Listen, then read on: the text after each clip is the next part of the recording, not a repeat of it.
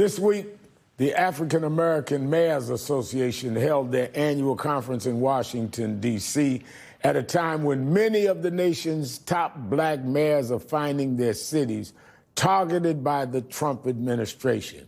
So we want to make sure that people feel comfortable talking to the police. They feel comfortable sharing information with that doctor or that nurse in the ER, or they feel comfortable talking to that teacher, that counselor, that something is happening in their community. And I think when the threat is out there that they can be deported or someone can be taken off the street at any time, it leads to a breakdown in the type of government and the type of response we all want to provide for our residents and those that are citizens of this country, and those who are legal and those who are trying to attain legal status throughout our cities everywhere. Dale Jackson here for Yellowhammer Now. Let's talk a little bit about Mayor Steven Reed of Montgomery. The mayor of the city that has a crime problem is on MSNBC's Al Sharpton's Politics Nation, promoting his city as essentially a sanctuary city. He calls it a welcoming city, which is like a sanctuary city without the balls. Like, you want to be a sanctuary city, but you're afraid to do just that. You're too much of a coward to own what you're actually doing, so you want to play it cute so you don't have to deal with the loss of funding. That's fine. You're playing the game. I guess you're the mayor. You can do that.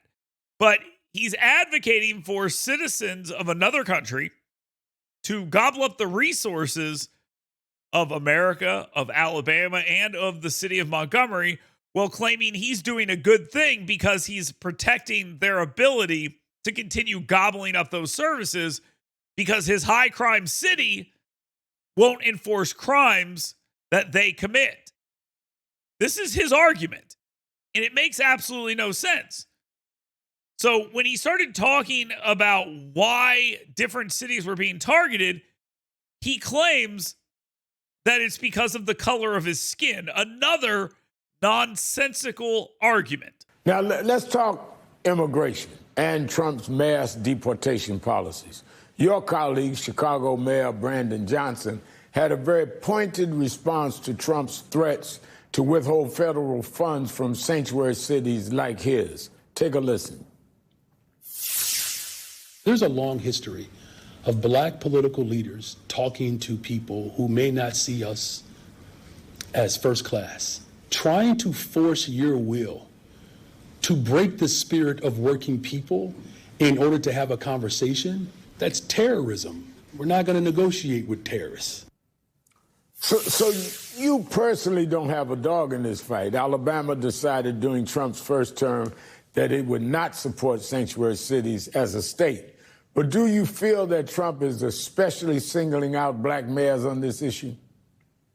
You know, it certainly seems that there's a much greater spotlight on black mayors across this country. And we know that from the history of black mayors being elected in major cities, from Carl B. Stokes in Cleveland all the way through Maynard Jackson in Atlanta, Richard Arrington in Birmingham, and so many more, Harold Washington right there in Chicago. So we know that the scrutiny is always greater for us. Now, I'm not going to suggest that the mayor is lying here. I'm just going to say he's stupid, okay? I don't think there's any malice here. It's just really, really stupid.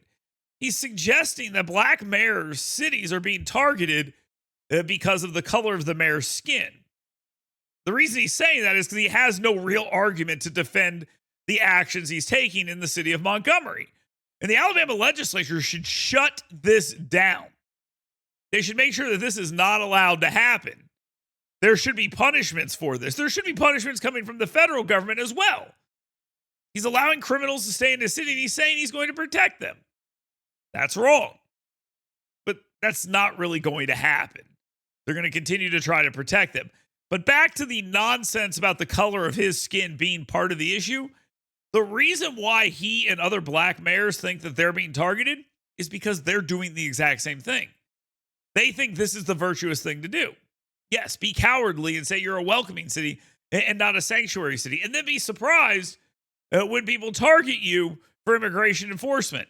You've welcomed this stuff into your city, so you have more of it. So when they go to root it out, of course they're going to come to you. He's got the steps wrong. He doesn't understand why it's happening.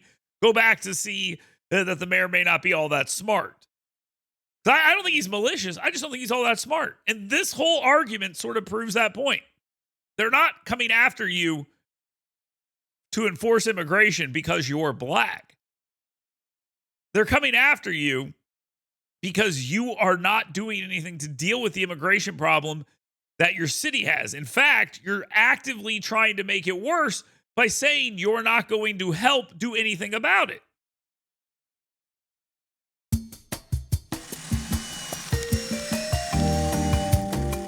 Every year in Alabama, we miss out on between $65 and $90 million in tax revenue by not legalizing sports betting here in our state. Money that can be used to improve our roads and bridges, or elevate our school systems and support our first responders. Contact your legislator to ensure sports betting is legalized in Alabama. Learn more at betonalabama.com.